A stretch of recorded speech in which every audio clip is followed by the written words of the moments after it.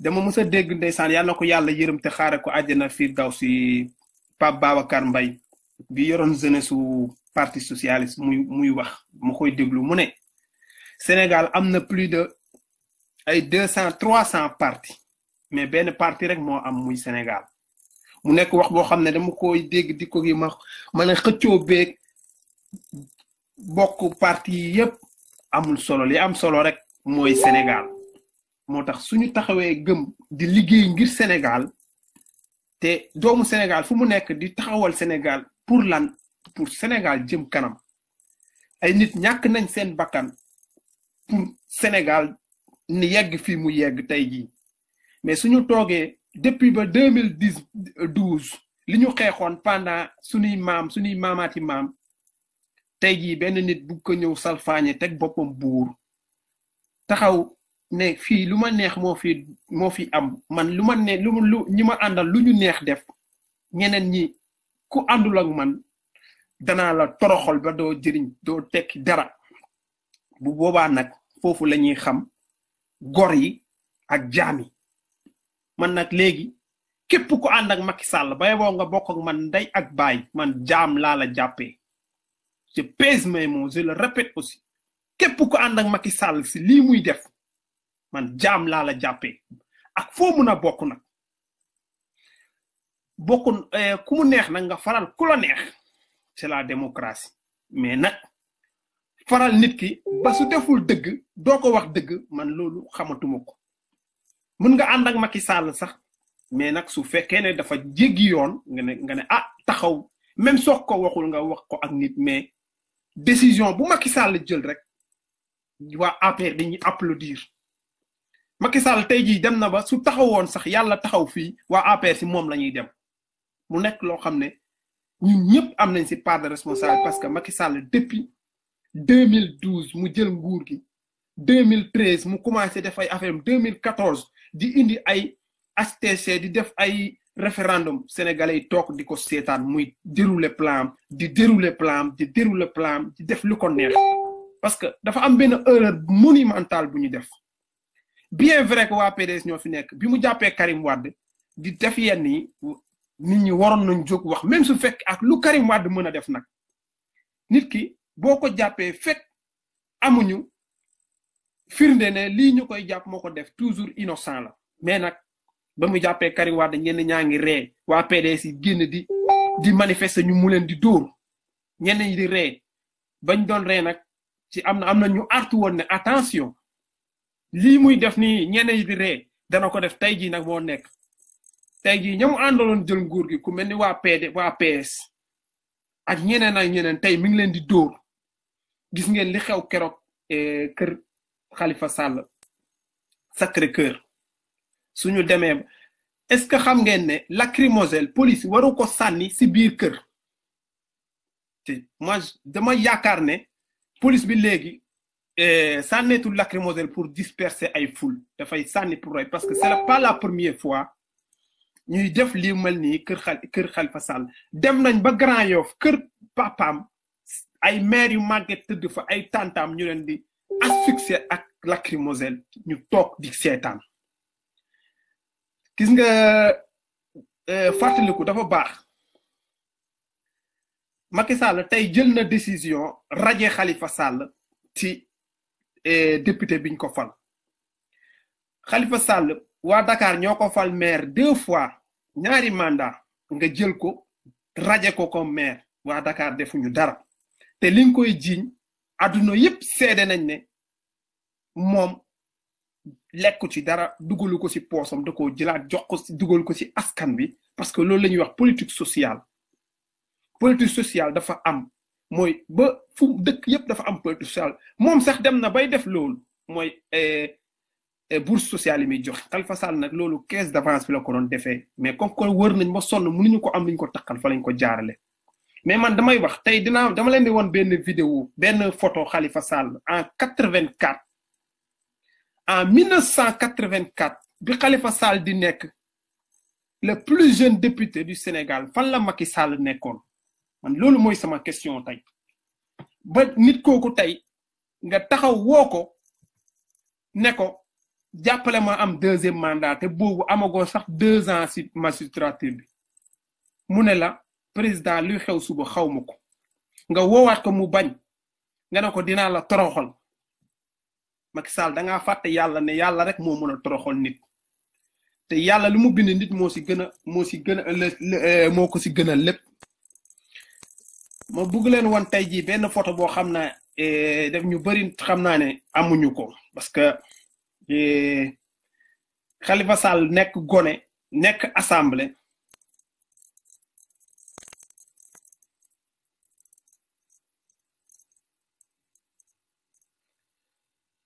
dama bëgg ngeen xool photo bi bu baax xool leen Khalifa Sall en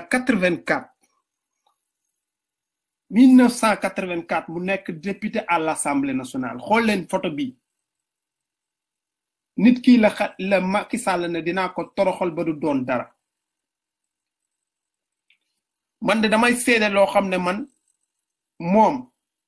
ak famem ak sama famille ba pare man de xam naa lenn loo xam ne ci moom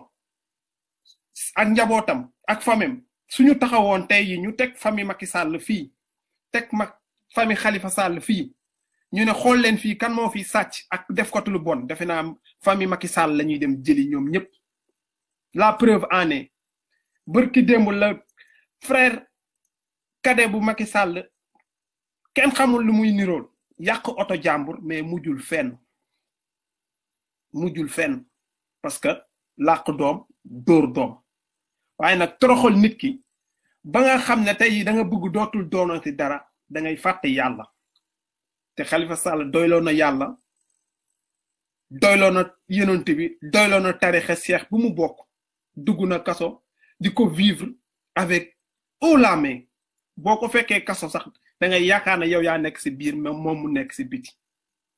mais nag loolu sénégalais yi am nañ si part de responsabilité surtout les Dakarois man toujours dama naan ana ñi mu doon jox xaalisu caisse d'avance ñama doon gis man sama bët ñuy rang hôtel de ville bureau pour ñëw di ko wax ndimbal ñoo ñëpp tey jii gisuma kenn wala peu de gens ngay gis ñu ñëw taxaw di témoin si loolu wala ñu woote manifestation mais nag mes frères et sœurs l'heure est grave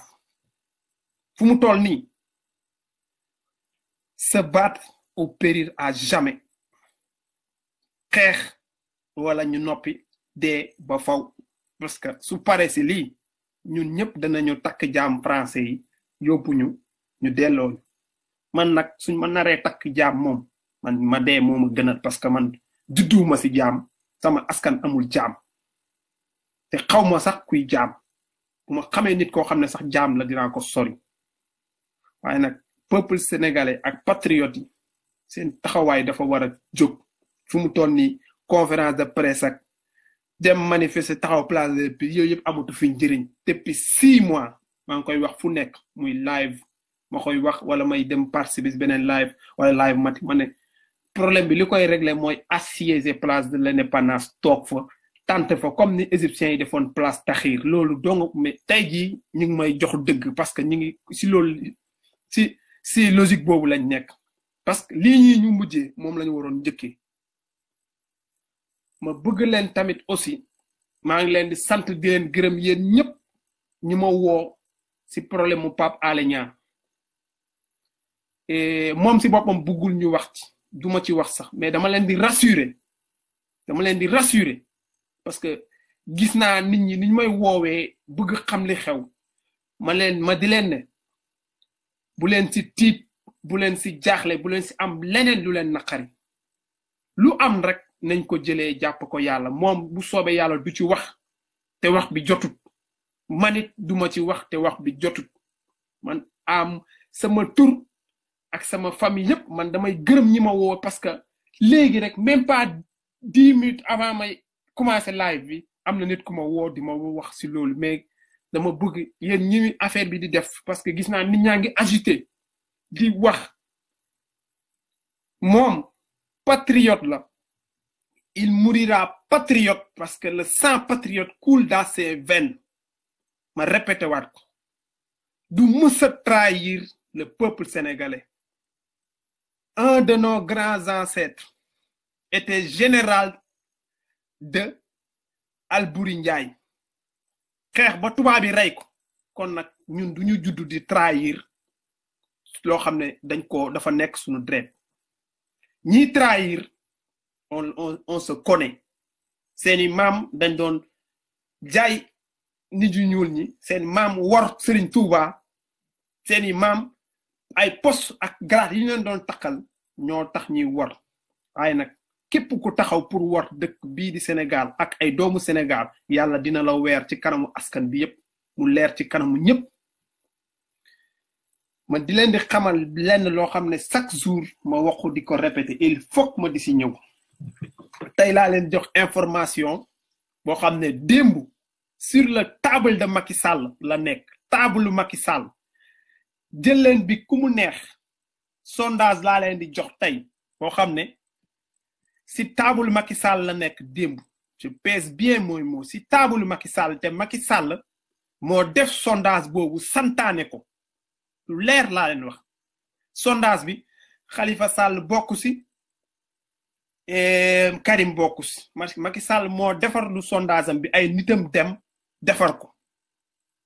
Macky Sall si sondage bi muy yor si table am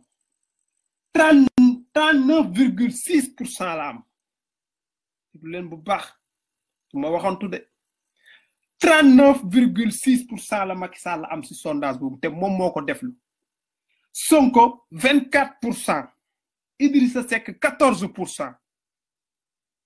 dama koy répété waat de Macky Sall 39,6%, Sonko 24%, Macky Idrissa Seck 14%. léegi lii tey laa dama leen koy wax benn par benn lu tax ñu ñoxtu Sonko nii parce que même carte gi mu jaxase bëgg sàcc affaire yi dafay dëgër si moom léegi Sonko lu tax ñu xoññatal ko nii parce que daf ko nar a indil ay problème loolu moo waral acharnement bi yëpp ñu jël ko teg ko si kaw Sonko man faraluma Sonko ak lu ma mën a boole ak Khalifa Sall man bokkuma benn parti yàlla def na loolu naam Khalifa Sall c'est mon grand papam daf ma yar parce que yaay dafa am benn lu dox si diggante famille ak sama famille mais taxul ma bokk parti socialiste wala taxaw ndax musuma see bokk il le sait très bien waaye fu mu daamu ma soxlaa ma ñëw dama daan dem mais lii ma leen wax nii Sonko ñi ngi koy fexeel ci fexe yu tar et il faut faire très attention même sa vie est en danger même sa vie est en danger bu ngeen fi fàttali ko am na benn politicien buñ fi rayoon ay dara la tudd dama fàtte turam en Casamance ba léegi loolu leeru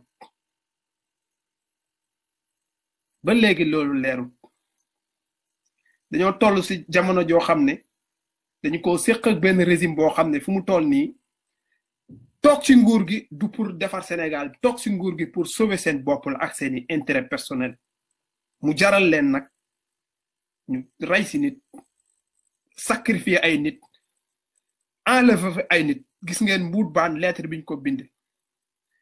6 mois si ginnaaw sama benn mag dafa ma woo mu ne ma escadron de la mort léegi mu commencé am ma ne ko looy wax nii mu ne ma ils vont recruter des gens pour faire le sale boulot di menacer ay nit di leen menacer doom pour ñu def lu ñu bëgg wala ñu noppi suñu xamee ne yow da ngay dénoncer dinañ la woo di la menacer di ne sa doom fii lay jàngee sa jabar nii pour nga daw mais su fekkee ragal nga te gis nga ragal yépp yàlla la mbuut baan luñ ko mën a waxal mi ngi dénoncer léegi nag nañu def lu nekk mais nag ku si bëgg am jàmm del teel a tëdd am na heure yoo xam ne bu mu la fekk si mbedd bi te nga jël say matuwaay muy Sonko muy Pape Alé muy mbuut baan muy képp koo xam ne yaa ngi nekk ci xeex bi jëlal say matuwaay notre frère nitu dëgg mus na di dox Dakar am nit daxaw ba si gaare ak 4x4 saaga ko ba doyal parce que live yi muy def di dénoncer léegi nag Macky Sall mooy taxaw di wax ne ñu droit d'expression yow nga dem ñu saaga yenent bi nga xam ne ñun ñëpp mooy suñu baay yenent moo ne jullit yëpp maay seen baay yow ñu saaga sa baay nga dem di marche pour ñu rey yow yaa légalisé pour ñuy saaga yenent bi léegi nag ñuy ñëw di wax sa scandale ak di lay saaga nga ne mukk droit à l'information Macky Sall dañu ko xañ te balaa ngeen koy xam nag nañ dem ba le 24 février balaa 6 heures di jot dina dagg internet bi yenn rajo yeeg télé yi mu brouillé seen signal ba nga xam ne benn information du génn information yi mu bëgg ñooy génn mooy télé yi ak rajo yi ko arrangé il faut que sénégalais yi jël seen responsabilité si loolu incha allah ñun dinañ ci def li ñu mat lépp cooli nag incha allah wax baaxul le 24 février avant le 24 dinañ dajewaat ci live ñu wax te lii di xew Sénégal nag képp ku toog di ko seetaan bu ëllëgee yàlla dina la ko laaj ndax fekkee nga ko waxoo kilifa diine yi nag ñoo war a jël seen responsabilité si loolu Macky Sall dajale na fi jour bi may def sama live bu mujj baax lu dégloon baax lu may waxantuuma de dajale na fi généraux yi ak yenn DG police pour ñu jàppale ko si hold up mu bëgg a def mais problème bi li ci am mooy dafa am ñu bañ moo tax opposition bi il faut ñuy woo di wax ak yenn généraux yi pour ñu bañ a fekk si Macky Sall bis biñ ko fekk see si Macky Sall dinañ fi rey ay nit te Macky Sall li mu wax leer na dee moo gën a sedd mu ñàkk pouvoir bi kon nag s'il marche sur des cadavres il va rester au pouvoir loolu nag sénégalais ñoo ko koy may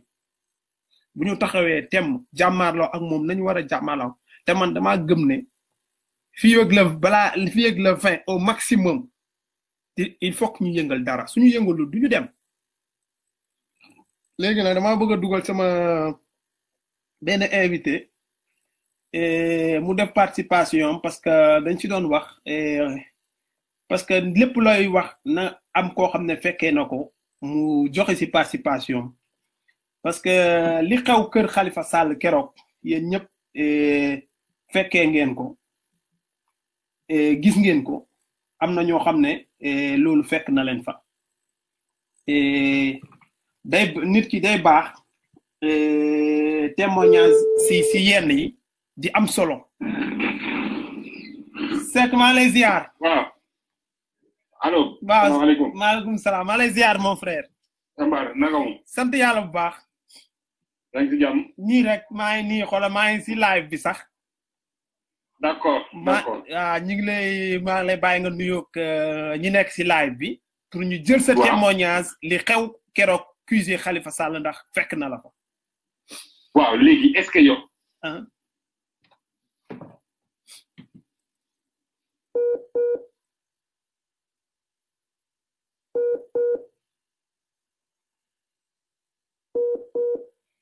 xam naa ne daa am appel moo tax appel bi. mën nga ma may. d'ici 15 minutes nga wax. 15 minutes amul problème. waa sama waa ji Seck mi dafa xaw a jàpp mais dinaa woo keneen Mia Ange moom mi nga xam ne tamit jour boobu fekkoon na ko fa mu nga jël témoignage parce que il faut toujours ñu indi ñi nga xam ne fekkee nañ bagage parce que Sénégal li ko yàq mooy dégg naa mais ki fekkee affaire yi bu koy wax dina ko wax waxin boo xam ne di nga xam ne lii moo am bien vrai que naam gis nañ image mais am na yoo xam ne gisuñu ko fa ak yafa xew yu bëri yoo xam ne sénégalais yi ump na leen te déjà ñoom ñi doon filmer Secka mi ma woo léegi bi muy filmer dañ ko police bi mu ñëwee foofu dañ na ko arrêté film bi xam nga mu nekk loo xam ne chaque jour day am mais police bi duñu nangu loolu parce que bëgguñu yu ñaaw yu salte yi ñuy leen Macky Sall di yónni ñu koy def mais xam nga lu fekk ba mel ni kër Khalifa Sall salaamaaleykum. allo. waaw salaamaaleykum. maaleykum salaam. allo. waaw allo ma sœur maa lay déglu. waaw Arona yaa ngi live ni Ange la doon woo noo jotoo ko. waaw maa ngi nii si yaa ngi nii si André mi Ange laa doon woo mais xam naa jotuma ko même Seka nee naa ko may 15 minutes. d'accord. waaw. man consulat laa jógee ci manifestation vendredi bi. gis naa la léegi si live bi. yéen a taxoon sax ma xaw a retardé live bi. waaw. léegi ñu ngi lay dalal maa ngi nuyu ñi lay déglu ñëpp nag maa ngi doon commencé partager. di la remercier. ñoo ko bokk ci li ñuy permettre ñu nekk fii di wax. parce que gis nga keroog li ñu def ci permanence Khalifa Sall bi teguñu ko fenn. lu ñaaw. Khalifa daal jaaxal na rek. parce que nit koo xam ne. depuis plus de 2 ans moom bi ko Khalifa dimbalee mu falu rek. ba léegi daal. ci ay tànkam la nekk. wallaay. depuis 2012. koo xam ne daf la jàppale. ba ñu fal la. nga am li ngay am. ban ca paree nag.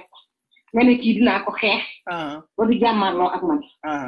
gis nañ tey li mu def ci biir permanence bi lu ñaaw yónni fa ay policiers. ci ay jigéen yi ñoo xam ne dañ duggoon rek di réunion. Seka dina ci jël si xam na. daaw gis nañ tam tey li xew. nee na yow dina la mandat député bi. doy na continuer. waaw. waaye nag comme ni ma ko waxee rek sànq ci fële buntu consulat bi. opposition bi. nañu nekk uni. te jóg taxaw. wallaay. parce que ki ñu amal affaire. moom si boppam. bu mënee ñëpp bañ a bokk. bu fal boppam. mu mel ni bu ñu introniser. dina ko def. le 25 février incha allah le 24 février. bul sonn donc xeex bi moom. gannaaw li ñu raw ci xeex bi passé na parce que kii. ba ñu war a jóg ci moom dafa yàgg. dañ koo bàyyi lu bëri ñu toog rek ñiy jaar fii ñiy jaar fële. donc comme ni ma koy waxee rek 5 yi nga xam ne dañ leen validé. bu ñu yaakaaree ne dugg nañ ci biir pare ba nax nañ seen. wallaahi parce que ñëpp dañu war a wax ne. bu kenn bokkul élection warul am. wallaahi. point final. Macky Sall moom moo warul toog biir pale. moo warul bokk moom. yeneen candidat yi ñëpp ku ci dugg pale ba sa wërsëg la. wallaahi mais Macky Sall ci boppam moo warul faluwaat. warta bokk 2019 warta bokk. mënta bokk. waaw moom ci boppam. mérité tul. nekk ci biir dëkk bi di ñu jiite. déedéet mérité tu ko. déedéet man tey jii man mi nga xam ne mu mënoon xotti sama carte nationale française sénégalaise dinaa ko def. parce que nit ñi doyal nañ sëkk. bëri nga si morom de sëkk nit ki mënoo nekk président. jàpp justice bi di ko manipuler. à des fins politiques. c'est pas normal. Khalifa Ababacar Sall poste yu mu occupé Macky Sall musu ko occupé. léegi laay wane photo bi muy nekk bi muy nekk député en 84 te dinaa ko génnewaat. voilà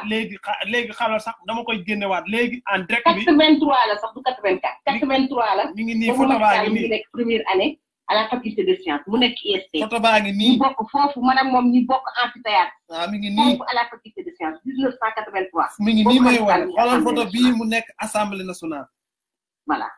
xam nga ne kii boo xoolee xam ne gone la woon fii. dëgg la. waaw léegi kii ba muy nekk loolu laay wax ni boobu première année la nekk jàllagul première année la nekk. première année la nekk fac de science. man mii di wax ak yow di bokk moom ay cours géologie. boobu man maa ngi def science naturelle. mooy année bi nga xamee ne session unique moo amoon Sénégal. université bi mooy bi grève bi méttee dañu def session unique moom année boobu la ñëw université.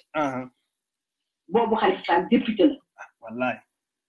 boobu Khalifa Sall député la. waaw donc mënu ci xam politique ba jël xam politique xam Sall. déedéet.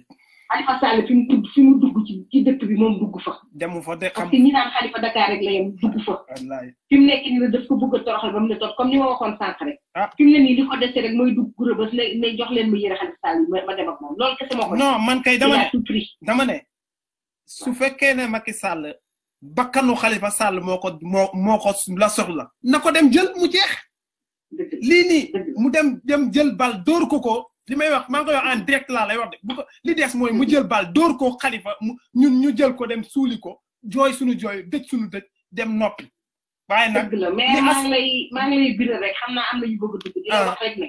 Khalifa Sall góor la. il est serein. wallaay li mu daj nii bu doon keneen. daw na yàgg na bu doon keneen toppi na leen yàgg na bu doon keneen transhumé na yàgg na. parce que Sénégal góor yi bëreetuñ fa. dañ leen di compter. déedéet te Khalifa nag fu ñu limee góor yi moom te ñu njëkk ña la bokk. ndax li mu bàyyi nii pendant 2 ans ñu woo ko nekk ñëwal doon dara wallaay boole si ay milliards mu bañ ndax peuple bi la jiitalul intérêt wante keneen ci moom intérêt la jiital jël peuple bi teg ko fële à côté waaye nag yal nañu yàlla jàppale yal nañu sëñ Babacar wallu te opposition bi comme ni ma ko waxee ci consulat bi rek ñii feesal allée du centenaire ñi feesal saali bu ñu génnoon ba tey Macky Sall takk na ba ñu tam bu ñu génnoon dem assiéger place de l'indépendance bu xeex jotee kenn du la gis loolu ce n'est pas normal voilà loolu laa amoon lu may wax dem di la sant Arona yal nañu yàlla jàppale yal nañu yàlla taxaw yal nañu yàlla musal et j'ai une pensée particulière pour xarit yi ñu jàpp sëg leen ak ñi ñu war a jugé yal na ci yàlla def jàmm ay jeunes lañu ñu war leen a bàyyi ñu jàngi ay étudiants ñu bëgg a yàq seen avenir Macky Sall na xam ne am na njaboot foofu laay gaanale nag ñu remercier ñu lay déglu ñëpp jërëjëf ma sœur jërëjëf waaw comme ni ma ko waxee woon rek ma ne ma koy waxaat de Macky Sall su fekkee jël bakkanu Khalifa Sall moo des na ko def mu jeex parce que lii bëgg toroxal nit ki te mënoo ko toroxal nga def génn raje nga ko maire août bii passé ñu ne déet léegi député bi moo des léegi yow loo bëgg man dama xamatul Macky Sall lan la bëgg heureusement ba peine de mort amul su peine de mort amoon Sénégal kon da koy day déclaré ko ñu fusillé ko waaye nag Khalifa Sall yaayam booteewu ko ay soleil de sama mère ñang yàlla na la yàlla may xolu muñ 87 ans sa doom bi nga gën a bëgg ñu jël ko tëj ko ndax nit moo ne dinaa ko toroxal waaye de Khalifa Sall ba baayam di jóg yaayam di jóg dama koy wax de yaay Khalifa Sall da doon jaay cere marché Grand Yoff man dama doon sàcc cere man parce que su may wax si moom xam naa ki may wax xam naa mooy kan xam naa fu mu bokk kon nag waxuma pour wax du ma fi nekk di waxantu sax gis ngeen ñii di jëkk di tëb di dal di wax si lu bëri parce que dafa am lu ma métti fan yi quoi depuis Pape Alé affaire am bi am na ñuy génn si di ko wax lu nekk di ko dëkkal fu mu dëkkul pourtant ñenn ñi xam nañ seen vie privée lu bari ak ñaawteef yu salte yu ñu def mais nag yàlla yaree nañu ba duñu wax si vie privée jàmbur Pape Alé kenn musu koo dégg muy wax si vie privée wu kenn parce que loolu dafa élégant wu dafa rafetu mais nag waa APR yi amuñu élégance seen plume yi ñu jënd ñoom Yérim Seck Madiambal Diagne duñ dugg seen vie privée dañ leen di bàyyi ak sénégalais yi fii nag dama sama benn mag daf ma doon wax na ma gis nga boo fanaanoon si sa néeg fanaan si suuf ronlal bi boo yeewoo sangu ba set boo génnee si mbedd bi ñu ne la si sa biir ronlal nga fanaan te pourtant kenn gisu la moo tax dara mënu fee nëbb il faut que ñu delloo ci xel yi yenn yi alal jaru ko àdduna jaru ko man dama fi gisul lu ko fi jar la preuve Malick Lamotte est-ce que xam ngeen ne mi ngi feebar sonn bopp bu tëdd ma jox leen loolu tey information Malick Lamotte gravement malade il a participé à ce complot pour mettre Khalifa Sall là où il est mi ngi yónnee ay nit sax nañ ko baalul Khalifa wallaay billaay yàlla moo mën a seetaan waaye moo mën a àtte li sëñ Cheikh Al Maktoum doon wax yàlla dalay bàyyi ba nga fóot ba mu wow mu ñëw taw ci kawam lii nag ñaanaluñ ko waaye nag man de sama papa dama doon wax benn wax mu ne ma Arona ma ne ko naam mu ne ma looy rendi sa loxo lay nàcc loolu mooy lan looy def ci yow lay këppwaat kon nag ku nekk nag na nga def li nga war a def te nga seet sa aqulay taala ak sa tëraayu bàmmeel boo tëddee nii kenn du lañ fa fekk Macky Sall du fekk kenn si kiiwam parce que gëmu ko sax xam nga tey kuy dem di inaugurer ab juma ngay tëgg ay sabar yow da ngay ñaawal l'islam gi en plus kañ tuddee juma ba est-ce que Macky Sall xam na koy Souleymane Baal est-ce que Macky Sall xam na ko comme que moom xamul histoire au Sénégal fii la wax ne dañuy doon jox ay dessert yu nekk Souleymane Baal moo fi njëkk yéen ñi xam histoire li may wax xam ngeen ko waaye su fekkee xam nga histoire nag ñu jox leen ci dara dem leen ngeen recherche si Google Thierno Souleymane Baal moo njëkk a def révolution des torodo gis nga révolution boobu toujours ma wax ay nit ne leen constitution bi mu bindoon ñun Sénégal waroon nañ ci jël sukkandiku ko kon tey jii duñu am problème yoon te mi ngi bindoon loolu en 1700 et 1600 et quelque ñun ñoo njëkk a def sax français yi la révolution mais comme que ñun dañoo ñàkk fayda dañoo dem jëli li français yi bind ñu indi ko te pourtant Souleymane Baal bii Macky Sall tey jii di tuddee ab juma boobu moo njëkk def révolution des torodo ba gis nga vote au sànni xob moom sax da koo bindoon ba jigéen ñi sax da ko bind te am na dëkk yoo xam ne jigéen ñi ba ñu amee droit de vote yàggu moo tax ma ne leen ñun yàlla may nañ lu mu may kenn presque si benn peuple waaye nag xamuñu ko bëggante wuñu dañoo bëgg sénégalais dafa xeeb boppam sénégalais lu jóge Europe sax moo ko gënal li ñu defaree fii da ngay gis sénégalais bay benn affaire mu nekk bio ab tubaab bay lu bon fee def si ay produits chimiques yu bëri ay sénégalais préféré jënd loolu que jënd bio bi moo tax il faut ñu delloo si xel yi ci yenn yi te xam ne fu mu toll nii dafa jot ñu war a taxaw xeex pour suñu dëkk parce que fu mu toll nii ku ci xeexut bu ëllëgee bu fi toog wax Seck maa lay ziar. waaw maa lay ziar mon frère. dellu ziar. ma sant yàlla bu baax maa ngi doon dugal yaa ami léegi rek moom it mi ngi si doon def participation. ok waaw yaa ngi direct si live bi ma bàyyi la ak sama auditeurs yi. nga expliquer leen parce que dama ne lu nekk ka ko fekkee moo gën. parce que yaa nga fa woon ak la xewoon ci QG bi lu ñaaw la ñu def ma di la bàyyi ak sama auditeurs yi. d'accord bon maa ngi nuyu ñëpp fekk nag xaw naa sonn mais parce que maa ngi nii doog a egg sax Touba laa jógee ñaamul solo. maa ngi ziar ñëpp mais bon mbir mi keroog bon ni nga ko gisee parce que man mii sax parce que lundi bi man dama demoon ci Khalifa. waaw bon dama ko demoon léegi nag foofu sax lañ yëgee yoon nouvelle conseil constitutionnel bi. tu vois affaire bi bett ñëpp. mais après léegi gars yi nag après daal di woote foofu pour ñoom ñu toog waxtaan seen biir par rapport ak nouvelle bi. xam nga. léegi ci biir loolu nag ci la alkaati daal di ñëw jàkkaarloo kër gi. affaire bi métti woo yi parce que du yoon tamit alkaati ñëw ñi nekk ci biir kër alkaati ñëw taxaw foofu jàkkaarloo ñoom loolu du yoon daal. parce que du respect. parce que déjà provocation la. léegi boobu quelque ay jigéen ñi sax ñoo génn. jamoon jàkkaarloo ñoom ba alkaati daal di raw def. xam nga. léegi yeneen boo léegi alkaati ak ñoom bañ demee dañoo daal di ut rapport dañ indi ñeneen. bañ indee ñeneen nag ci lañ attaqué kër gi. yaa ngi dégg. bañ attaqué kër gi nag ci lañ commencé jël ay lacrymogène daal koy tiré. te ci balcon bi tiré ko ci fenêtre yi mu toj vis yi affaire grenade yi ñi daal dugg ci biir kër gi. fekk nag jigéen ñi maire yi ñu ngi ci biir. ci kaw. ñoom ñu woon ci biir di waxtaan. mais après ils sont obligés que ñoom ñu doon tëju ci néeg ñi parce que ñoom mënuñ ko respirer. parce que am na ñoo xam ne dañoo am asthmatique sont asthmatique ñoom ñëpp xam nga. te tey njëkkul boo fàttali ko. c'est pas la première fois ñu def lii kër Khalifa Sall. Grand Yoff dañ ko sànni ay lakk te xam nga lacrymogène loi bi dafa interdire ñu sànni ko ci kër. pour disperser foule la.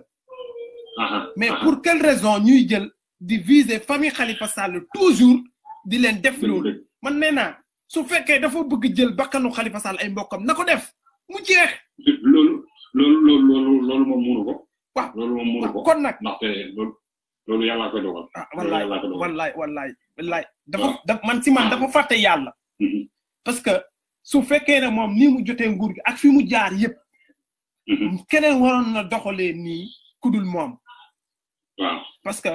bu ñu fàttee ay mbir xew na fi ba Ablaye Wade nar ko def dara ñuy ay ñaan njekk moo ko bàyyi. te loolu nit ñi xam nañ ko. waaw te damay fàttaliku gis nga jour biñ ko njëkk a convoqué dik Khalifa jour boobu dafa bàyyi li mu doon def yëpp dem taxaw fa yenn fa ba mu génn. waaw mais yéeme na daal mon frère mais. non moom kay naa la wax benn affaire moom nday bi léegi ci boppam. lépp jaaxalu ko barke rasulullah wallahi jaaxalu ko dundu leen sax dundu leen moom mi ngi sant yàlla te dundu leen wallahi dafa am mu gëm dafa nekk ci combat te day dem ba jeex waaw jusqu'au bout wallahi wallahi moom xoful gisul ndaxte tey jii ñi ngi nii xëy ñu ne ñu rajee nañ ko assemblée nationale saa yi dañ wax benn affaire Khalifa ba ñu ko defee député ba léegi respecté wuñ ko ñoom reconnaître wuñ ko comme député respecté wuñ ko dara zéro salfaañe lépp ay rajee nañ ko sax lu mu koy jëriñ dara jëriñu ko dara waaye nag gis nga damay ne ki yàlla teral bu la àdduna bi yëpp bañoon da ngay gën a jóg sa kaw Macky Sall nag non saa yi leen de man maa koy wax man damaa sopp gis nga ñoom li ñu def nii te wax ñëpp xam nañ tegul ci yoon de xam nga Khalifa Sall appel ba mu def Cour suprême affaire rabat d'arrêt bi d'ici 2 à 3 mois dinañ ko jugé war Cour suprême te par force laa lay wax nii il va s'en sortir gagnant xam nga lu tax parce que chambre réunie si ñu jugé woon affaire bi doo dañ ko jugé ñeneen la ñoo koy jugé mais bien sûr ñu ko jugé woon te il va s'en sortir mais gis nga dama ne léegi ñi bokk ci complot bi yëpp ñu ngi koy gis te demaguñ fenn Lamotte le juge Lamotte il est gravement malade day yónnee ne nañ dem ci Khalifa mu baalu ko mais loo koy baalu wax léegi kay waxal dëgg bi ne dañ maa manipuler ma tëjlu ko mu jeex sénégalais xam la même chose tamit aussi les 7 sages ñoom ñi nga xam ne dañoo bañ te ñu ngi leen di wañ seen loxo mais nañu démissionné mais xoolal du set yëpp de du set yëpp nee naa leen ñaar ñi ñuy wax wala ñett ñi ñuy wax na ñu ngi bañ mais nañ def li yomb xoolal xanaa mooy ñooñu bu ci amee démission rek c'est fini comme ni Kéba Mbaye defoon bu ñuy démissionné rek c'est fini mais li Kéba Mbaye defoon mais loolu mooy fulla te gars yi tey acte bi ñu def am na solo trop c'est acte bi gars yi def daal dem yóbbu seen linceul bi foofu ci buntu conseil constitutionnel acte bu rëy lañ def bu rëy lañ def Sénégal wax benn gars yi ragaluñ leen de non gars yi ragaluñ ma ne la ñooñu ñëpp maa ñoom ñoo bokk benn mouvement dafa jot muy Lamine Gueye Ndiaye maa ngi koy ziare au passage sama secrétaire général Aline Badara Mbuub ak Guy Marius Sagna waaw de vrais patriotes parce que il faut ñuy rappeler yenn Guy Marius Sagna on l'a proposé d'énormes choses mu bañ ne moom du ko def mais su bëggoon tey jii moom it ma ngay mi ngi nekk ci affaire yi proposé nañ ko fi ay dem Canada lu nekk mais dafa bañ parce que mais oui xam nga lan moo mag gis nga tey jii xam nga ñu bëri te kat naa la wax nag wenn affaire gis nga sénégalais yi biram dafay yéeme xam nga ñu bëri dañoo daw xeex bi parce que tey jii boo waxee ñu ne xeexu politicien la c'est pas le combat des politiciens combat citoyen saa waay tey naa la wax benn affaire Khalifa Sall bu demoon rejoindre Macky Sall dàq ñëpp bul sonn xoolal élection yi jeex tàkk ñoom Souleymane Ndéné Ndiaye def nañ transhumé ñëpp di leen xas bien sûr tey moom rek moom moo toog mu ne mukk bañ bi wallaay te bu nangu woon rek coow li jeex kenn wax ko waxee élection bu nangu woon rek coow li jeex bu nangu woon mais gars yi nag xam nañ ne c'est lui qui peut les empêcher xam nañ ko bien sûr xam nañ na gis nga révocation bi nga gisaat nii saa yu ñu waxee ne révoqué nañ Khalifa wala rajee nañ ko rek am na lu xew soit dem nañ ci moom proposé waat ko la pour forcé waat ko mu bañ yaakaar ne poste ñoom yaakaar nañ ne poste mais saa yi bu la nit ki di toroxal jéem a toroxal yàlla di la yëgati santal yàlla billahi soo gëmee yàlla parce que xam ci xoolal ci QG bi laa jógee léegi nii ba ma jógee damaa def direct foofu parce que ay nitam dunduñ sax loolu ñi ngi toog mel ñu ngi toog di waxtaan seen waxtaan dunduñ sax loolu wallaay moom daal dunduñ ko sax li may wax rek il faut que ñu gën a redoubler d'effort et waajal xeex bi nga xam ne février la te man dama gëm Seka sax ne fii balaa le 20 il faut que am lu déclenché parce que on l'a laissé trop passer dérouler ses plans machiavéliques muy continuer te Sénégalais yi di seetaan sa waay boo demee bay xam nga ku jaaxle mooy dem tëb di inauguré juma di ba bare di sabaru te ci ma dégg ne nee na dafa bëgg a inauguré juma Massalikul Jinaan ma ne ko moo lay ta déet dafa def xaalisam ba nga inauguré moom laa lay wax xam nga boobu sëñ bi bëggoon nañ ko inauguré bu yàgg depuis mois de septembre. sëñ bi ne pousse ko xam naa nag dafa xam ne bu ñu inauguré Mumbai am fa. mais dafa gëmul l'islam xam nga pour la première fois dans l'histoire doxuma sax du Sénégal waaye ci monde bi ñuy inauguré ab juma man mosuma gis ñu ne dañuy inauguré juma ba pare ñu indi fa ay sabar. ay sabar yéeme na de. ba pare nga li ma si gën a métti nga tuddee ko koo xam ne il s'est battu pour le Sénégal pour l'islam Thierno Souleymane Baal nga xam ne léegi laay fàttaliku histoire ne moo fi def moo les torodo ñoo fi def révolution des torodo ay érudits de l'islam ñu ñëw bind seen constitution ñun ñu bàyyi ko ñëw jëlli parce que xamuñu suñu histoire. moo tax it de suñu mbokk chrétiens yi dama leen suñu chapeau. non Secka dama lay wax benn affaire de man dama koy wax chaque jour je suis de Grand Yoff te man dama naan njaago yi ñooy sama mbokk toujours ma wax ko. je me réclame des njaago parce que dama gis ci ñoom ngor bëgg seen diine. fonk seen bopp. gis nga ñii di transhumant ñëpp sama benn frère daf may wax toujours xam naa mi ngi si live bi sax mooy sama frère Matar bi gisante woon ngeen Paris mu ne ma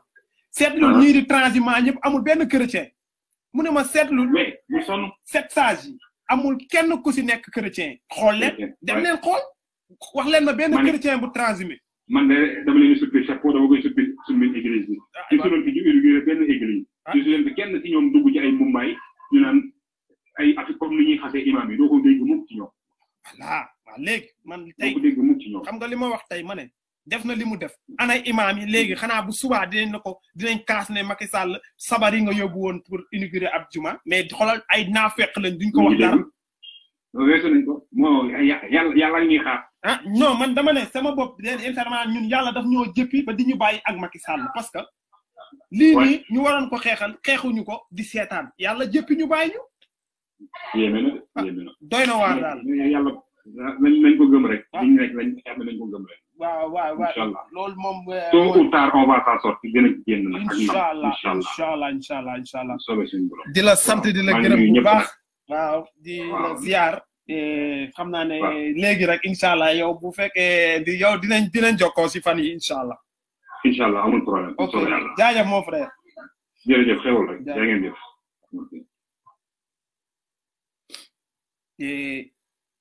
doon jot témoignage am parce que man damay bëgg chaque jour lu may ñëw di wax mu nekk koo xam ne il était sur le terrain comme li amoon tey conseil constitutionnel ay patriotes jël nañ seen initiative dem yóbbu fa benn cercueil ne suñu justice dee na pour wan les sept sages ne leen Sénégal bu tàkkee yéenay responsable yéen parce que Macky Sall mi ngi wañ seen loxo di def lu di bëgg di leen def loolu li mu bëgg mais su amee ñaari yi bañ wala kenn na démissionné génn def conférence de presse wax li am leeral askan bi mais su fekkee dañoo wañ sa loxo nga noppi continuer mais tu es complice te nag ñoom sept sages yi ñaataat lañ am 62 63 64 65 dara deseetu leen si àdduna ñu bëgg la defal plan machiavélique nga nangu ko ba pare nara dem dee bàyyi fi woy boobu ak say doom ak say sët man de bu si sama papa nekkoon wala sama ndijaay dinaa génn ne leen lii muy def nii man ànduma ci wax ak moom mu génn si parce que lii dafa ñaaw si askan boo xam ne lu nekk taggee nañ ko askan fu mu toll nii suñu woy dafa ñaaw man de dama rus fi ñu toll nii di gisee sama yenn mbokk africain yi parce que dañuy wax ne ñun France lu mu bëgg ñun si ñun la koy jaarale la preuve Macky Sall gis ngeen gars yi toujours ma leen fan yii yëpp maa leen koy rappeler mais xam naa ne comme sénégalais yi du ñu sawar si yéen yi dafa am benn vidéo boo xam ne maa ngi koy partager te xam naa ne après ku ko bëgg nag ma envoyé message man dinaa la ko envoyé messenger bi 2 heures de temps la mais c'est très très important su ko seetaan jël sa temps soo amee big sax toogal di bind parce que dafa am histoire bu si nekk boo xam ne si ginnaaw diggante France ak Afrique diggante bi Omar Bongo la woon ak yenn président yi mais la même chose va se passer avec Sénégal ak Macky Sall ak France boo ko seetaanee di nga comprendre lépp gis nga fi ñu commencé tëral France Afrique bi depuis lors Jacques Chirac Jacques Chirac sax mi ngi si Jacques Foccart qui est l'architecte de la France Afrique nga xam ne dernier visite am Afrique Sénégal la ko def après dee mi ngi si vidéo bi plan bi ñu tëral gis ngeen Total c'est pas du hasard Total ñëw suñu pétrole bi tey dinaa leen wax Total gis ngeen Total Macky Sall jox na leen 10 357 kilomètres carrés si suñu géej mu nar ko exploiter est-ce que xam ngeen lii mooy ñàkk 10 357 kilomètres carrés si suñu géej gi mu nar ko exploiter ba mu demee gis li fii mu dafa jël 30% jaay ko gis ngeen vidéo bi ma leen di wax nii ah nga gis Omar Bongo fi ko français yi monté par pièce Omar Bongo gis na bi muy njëkk nekk président bi muy waat sax waateewul Gabon consul Gabon bi nekk Paris la waatee ma ne la xool leen loolu moo gis ne dañ ko monté Omar Bongo li pétrole bi Gabon amoon yëpp da ko jël jébbal ko France su demee ba français yi xaw ko xoñatal mu lu mu doon def ne bu ngeen kiiwul ma dem si américain français yi dellu si waat mais xool leen Gabon ni mu pauvre ak Gabon richesse bi mu amoon français yi dem nañ ba créer benn guerre bu ne benn dëkk bu ndaw bu nekk boo xam ne parti Nigéria la nekkoon pour mu jël indépendance rien que pour ñu jël pétrole moo lay woon ne français yi pétrole bi da leen jaral lu nekk léegi nag avec Macky Sall notre vallée de la France man nee naa sax léegi du vallée fleuve la li ñu def Omar Bongo mu def ko Gabonais yi la ñuy def Sénégalais yi ak Macky Sall suñ ko bàyyee 2019 bii wax naa leen ko waxaat leen nee naa leen suñu dernier train mooy bii su rombee moom ba Macky Sall toog fi conforté pouvoir am ku nekk na nga dem wuti sa nationalité rwandais wala leneen ak leneen man moom dinaa jël samay responsabilité maa ñeneen léegi ku nekk nag na assumer ay choix am jël responsabilité gis ngeen Total xam ngeen boobu Omar Bongo elf la woon dama leen di ñaan ngir yàlla après ngeen bind ma message rek ma envoyé naa ko benn boy bi xam ne ngi si Falilou Ba xam naa war na ko se ngeen seetaan jël leen seen temps ngeen seetaan ngeen gis nit ñu nar a def si suñu pétrole bi elf def na ko Gabon def na ko Congo est-ce que xam ngeen elf danaan exploiter pétrole Gabon bi ba at bi jeex non da ngay reetaan bu ñu ñëwee ba dara def partage bi ñu ne leen 10 000 francs lañ si am 10 000 francs laa ñu wax 10 000 déglu leen ma de 10 000 francs 10 000 te boobu Gabon congolais yi amuñu sax avion wala benn bateau bu ñu mënee dem sur plateforme bi contrôler ko gaal sax amuñu ko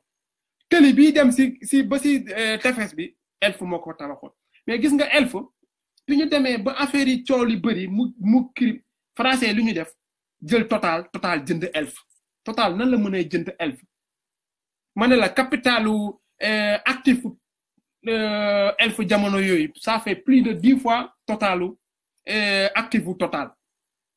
te Total mooy bras armé bu gouvernement France parce que elf gouvernement France moo ko nga su ngeen seetaanee documentaire bi ay directeur elf ñi bokkoon ci mafia bi xam nga tubaab bu demee ba yenn âge yi lépp lu mu defoon da koy wax mooy ki pa bi pikiroon sax Bob Marley américain bi nekkoon CIA fan yëpp rek génn na wax ne Bob Marley ñoo ko rey moo gis nga ñooñu dañuy expliquer sa yaram day daw da nga ne lii nan lay mën a nekk nga xool pauvreté bi nekk Gabon ak xaalis bi ñu doon jël parce que man mënuma nangu tubaab yi nekk dans de bonnes conditions di dund di yor suñu ressources yi ñun ñuy vivre dans de mauvaises conditions xool leen Sénégal nu mel xoolal tey dama leen bëgg a woon benn vidéo ndeysaan tey waa Tëngéej dama ko xool mais xaw ma nu may wax ñu tëj leen ñu nekk comme ay jinax di dugg ci ay trou di génn ci ay trou mais xam nga lii yëpp li ko waral mooy dañuy def projet sans ñu def ay étude environnementale pour taxawal projet yow nan ngay defaree autorail te defaroo passerelle da nga passerelle yi ñoo waroon def ba pare fu nit ñi di jàll ak oto yi di jàll nga soog a def kii bi train bi mais comme que moom bugg na inauguré pour ñu ne moo fi defar lii balaa kii bi xoolal seetaan lan lee dama bëgg ngeen seetaan bi xool li Sénégalais yi dund rek.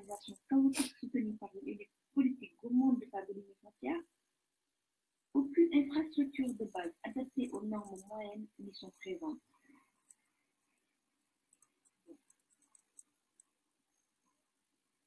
Il faut forcer le sourire et soutenir l'espoir. xool leen lii rek xool leen pont yi xool leen salte bi ak nit ñi fi ñuy toog.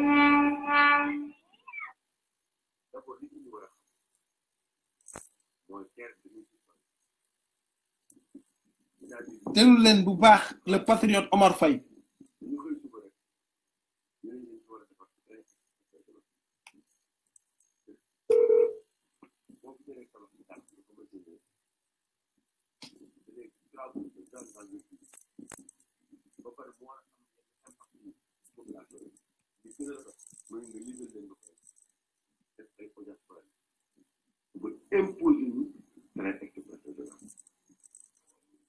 xool leen rek xool leen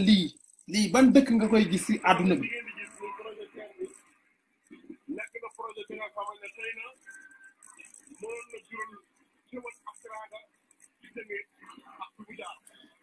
Jiji après nga bind ma dinaa la jox vidéo bi incha allah.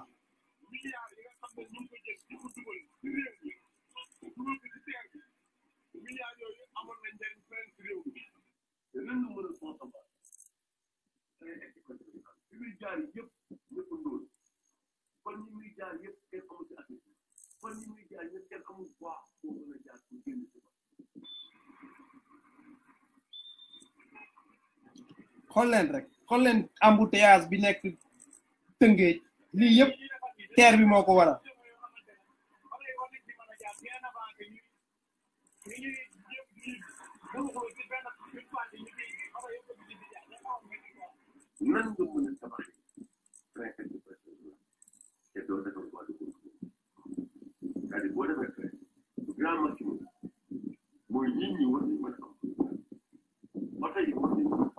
xool leen rek xool leen salte bi lii lépp xoolal lii rek lii lépp Tëngéej la.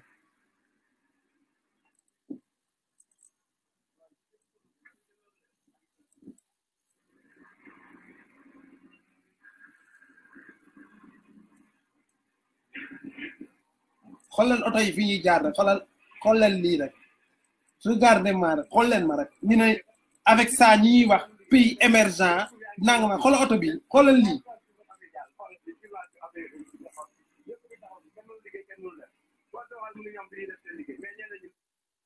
mooy jàlluwaay jéggiwaay bi ñu war a defar ñu defal ko benn souterrain ci biir ci mbir bi yeggul nga gis ay mag ay xale yi nga xam ne amul sécurité ci biir ñuy dugg ci raam mel ni gënaat ay kaña. xool leen gars yi fi ñuy génne xoolal booy bi fi ñuy génne xoolal comme ay jinax. moom la gën a mérité lu dul traitement bi nga xam ne moom la ñu defal la population. xool leen rek ay comme ay jinax ay tóob yu nekk seeni pax di génn.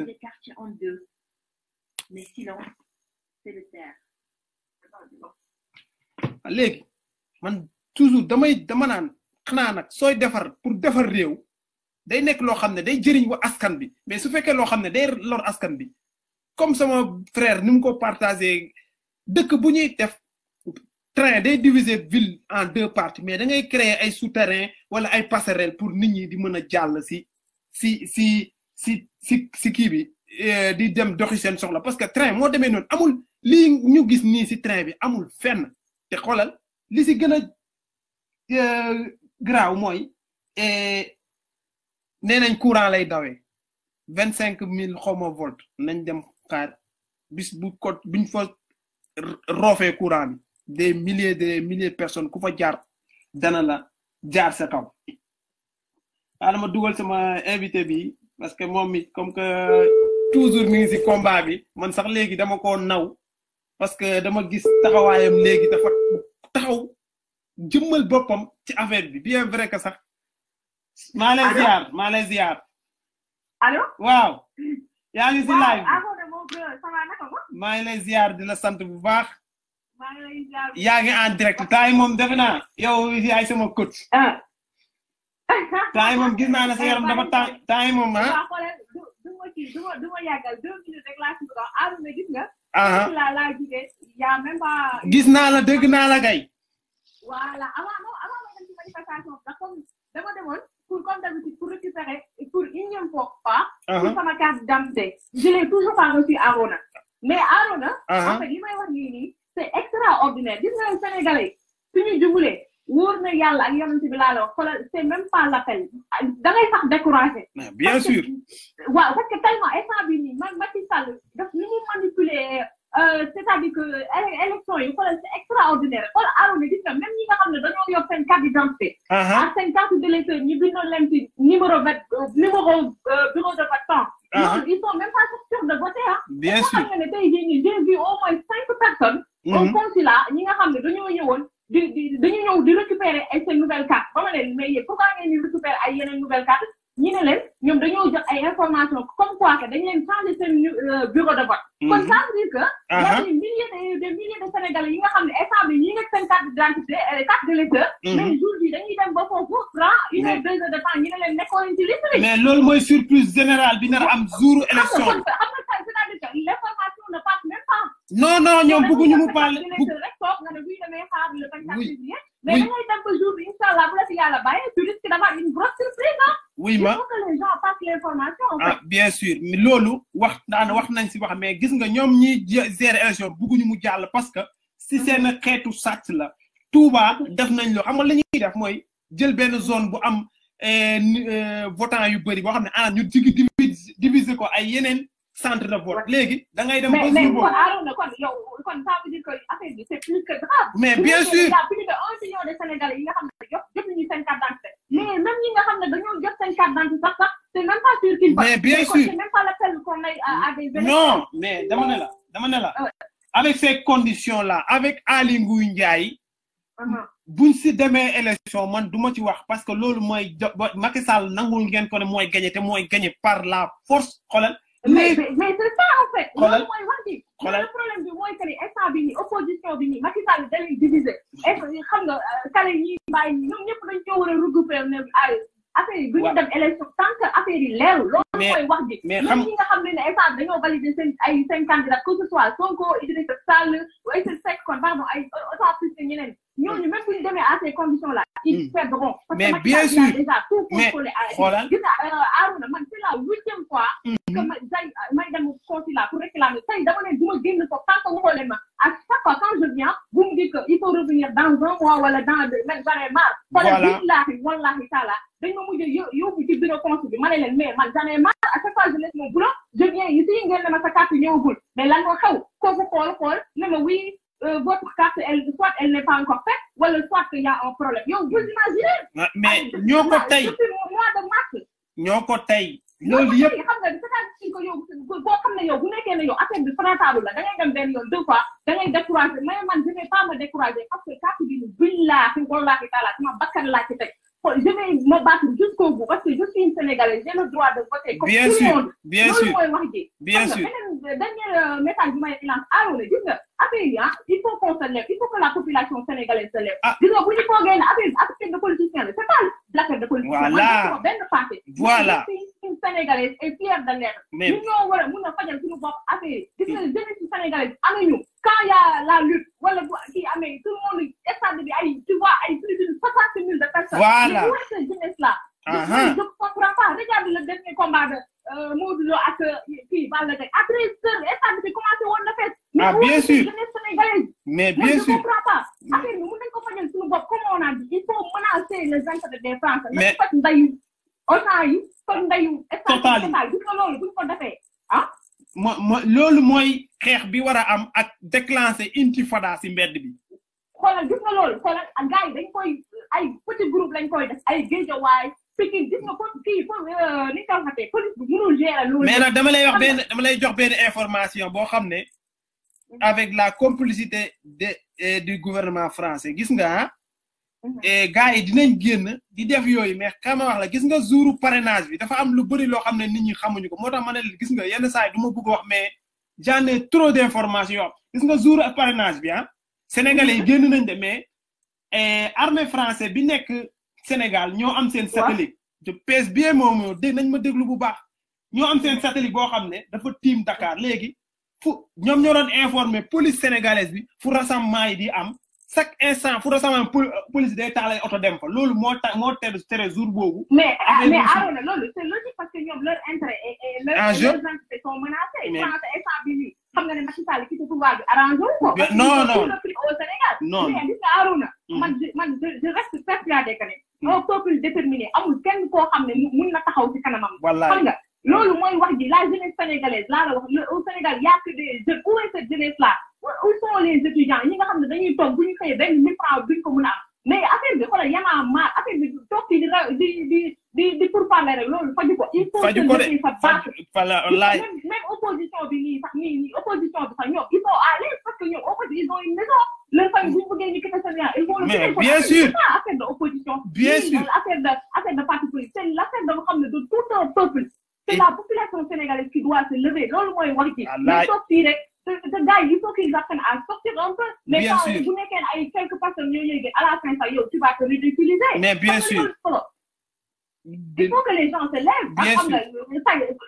sacrifié wu sacrifice la affaire bi c'est un sacrifice mais bu ñu xoolaatee ba Macky Sall toogaat wallahi azim ku nekk bay boo nga dem sa consulat nga rendre sa nationalité sénégalaise ça vaut plus la peine dina si bëri morom de man de dinaa wuti sax pour Rwanda non bu Rwanda laay wuti man dem dëkk Rwanda dem Paul Kagame lijjantil ma benn kër foofu ma jàpp sama ñaambur mu jeex non ba pare li gën a affaire day wàcc affaire bi ma xoolee c'est des gens yi nga xam ne matuñu sax 100 000 personnes ñooy contrôler plus de ay millions de Sénégalais mais lan mooy loolu mais ñoom ñoo ko nangu mais xam nga dafa am lenn loo xam ne moo nekk Sénégal toujours dama koy wax di ko ñaawlu xam nga Sénégal laa gis politicien au lieu que population bi buñ ko gisee di ko wax ne ko lii doxul mais dañ koy jéem a sibooru di ko boo koy yow mi koy dénoncer di ko wax affaire yi dañ naan da ngaa soxor lii liggéeyu mais parce que loolu mooy seen loolu moo leen arrangé ils veulent toujours rester xam nga en haut pour mën a maintenir population bi loolu rek la du leneen non moo tax xala toujours ma ne leen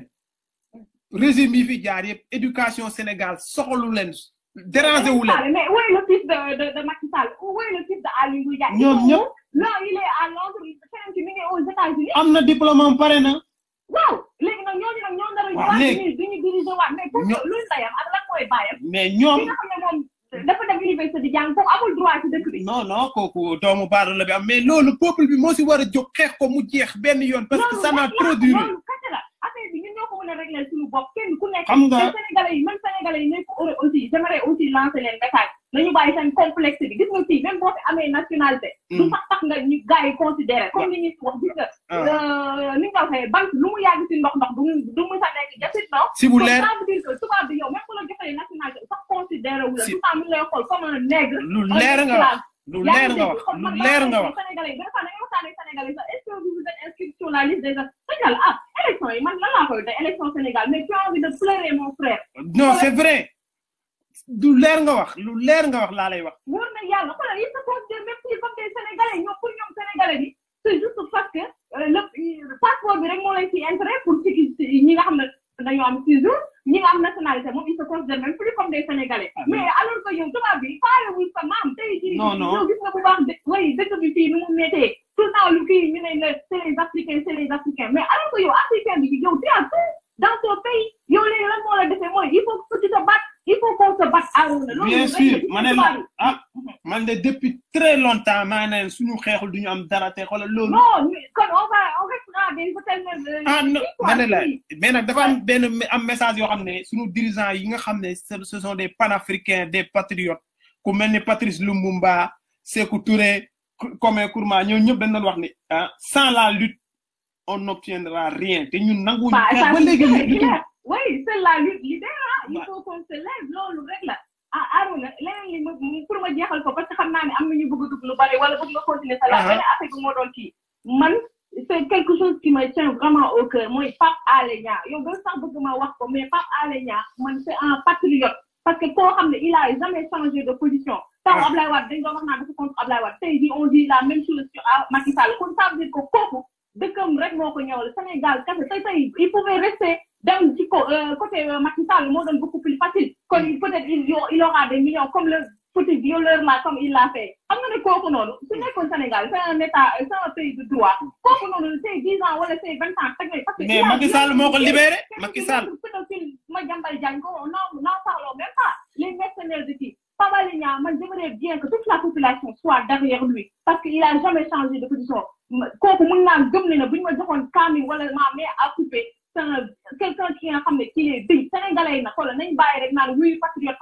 gis nga genre acte yi su amee tout le monde doit se lever pour wane na ko yow li ngay def nii c'est pas pour rien. moo tax man je t'avais proposé que tu lances un liggéey xam naa ne ça waroon mais il faut que. non xam nga dafa am lenn loo xam ne tamit da wax naa ko léegi si live bi muy commencé maa ngi gërëm ñi nga xam ne ñëpp ñu ngi may woo di si inquiété wu parce que xam nga bokk moo métti. mais dafa am lenn loo xam ne xam nga dafa am gis nga fi mu toll nii. dama lay jox exemple su ko defoon ñenn ñi nga xam ne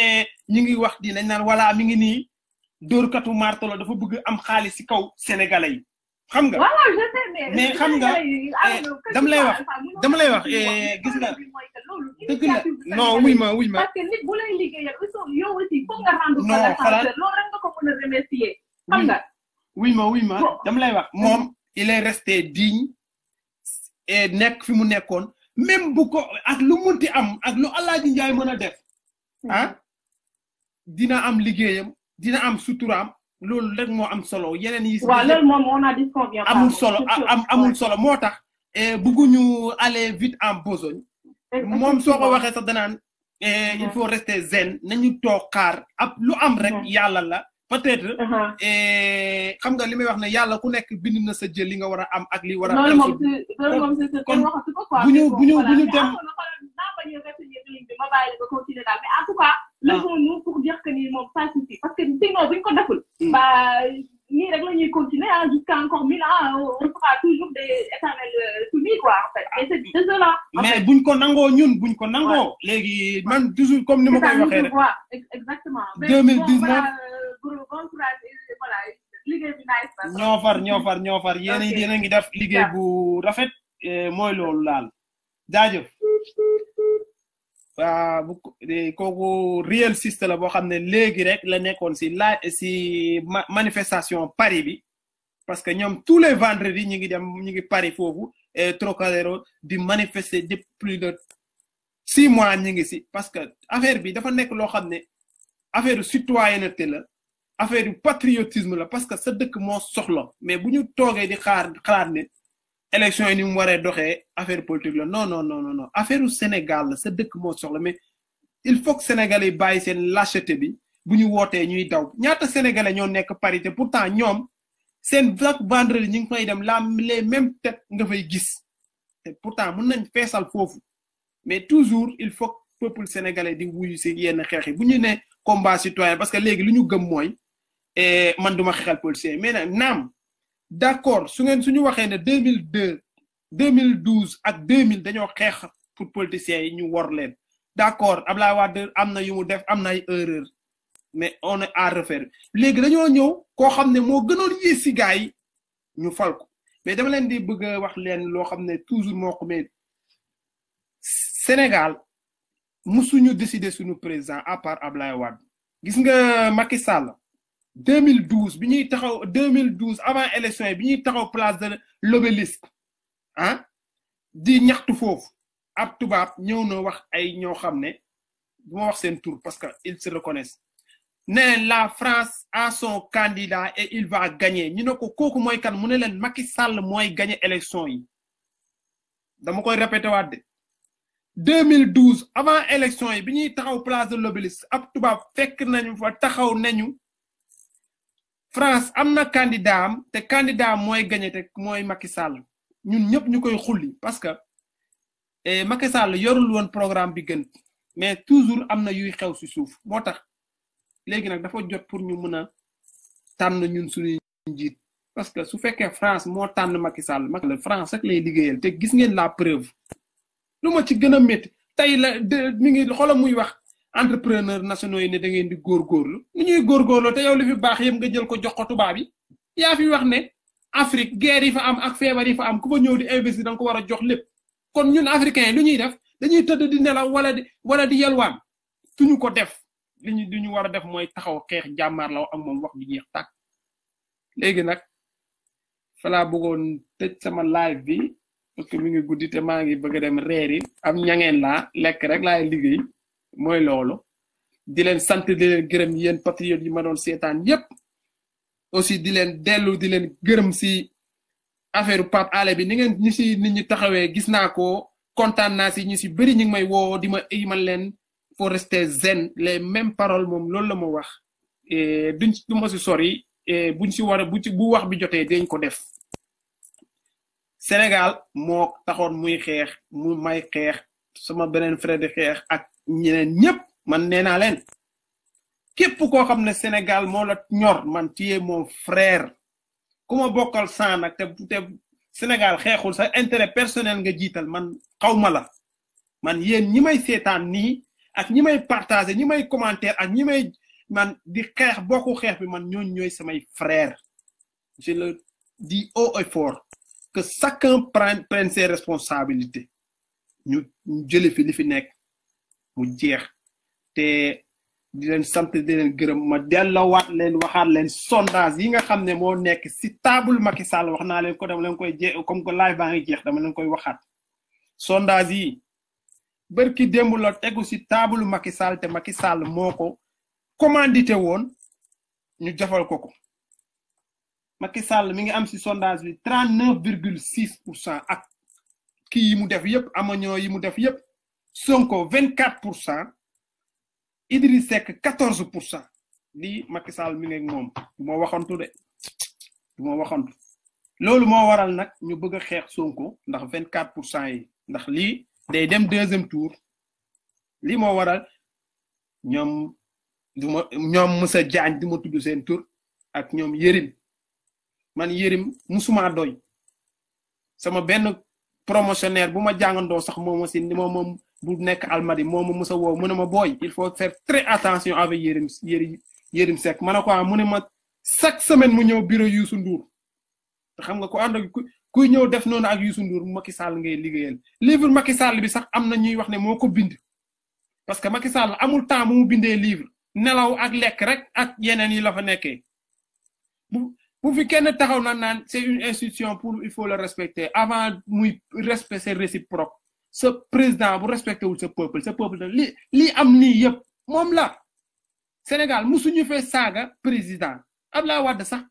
daan nañ ko fi saaga mais saago yu yam la mais ñu ñëw ñox mais Macky Sall ku ñëpp tufli nga tooy yaa sikk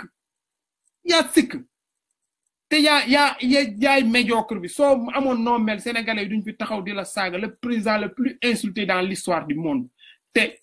lii waa kër gi di wax mais dafa nekk kon nag sénégalais yi il faut ñu jël suñu responsabilité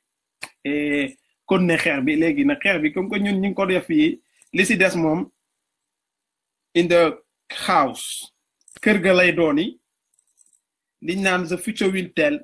bu subaa mu la dañuy lijjanti lépp mais nag bu ñu découragé te nañu kon ne xeex bi di leen sant di leen gërëm yéen ñëpp si turu mouvement dafa jot di ko jox nuyoo sama secrétaire général Aline Badara Mboup gis nañ tey seen taxawaay bi ngeen dem def acte symbolique ñoom Dada Ndour dama leen di lim tey Dada Ndour et le grand patriote Ibrahima Lamine Gueye Ndiaye dem nañ fa wone seen bopp def acte bu symbolique mais peuple bi wuyuwu leen mais ba tey def nañ ak Guy Marius Sagna ak Ndeye Marie Kane ak ñeneen ak ñeneen ku ma si tuddul gisuma la mais ñi ma dégg si live añuma ñooñu ma gis nañ li ngeen def te lii mooy wone ne ba léegi am na sénégalais yu déterminé pour taxaw pour jàmmarloo di leen sant di leen di si gërëm tamit sama sister my lovely sister Adja Samir Seck une patriote boo xam ne bokkul benn parti mais tous les combats citoyens mi ngi si di leen sant di leen gërëm yéen ñëpp Amadou Tidiane Ba maa lay ziar yéen Waalo Ndeer maa lay ziar Adja Sène maa lay ziar yéen ñëpp maa lay ziar Lucky Bernard maa lay ziar si kanam dinañ déggante yéen ñi nekkoon si live bi yëpp ak ñi si dugg mon frère Seka maa ngi koy nuyu di ko sant di ko gërëm si participation ak my sister sama vrai patriote la lion de Khalifa Sall yaay ami Diop ak sama beneen sister bi nga xam ne buggul ma wax turam ndax am na lu tax mais amul solo ak ñeneen ñi nga xam ne bëggoon naa jotu di jox tamit nuyoo sama coordonnateur Galsen di leen sant di leen gërëm yéen ñëpp ba beneen bientôt dinañ gis daal incha allah wax baaxul one love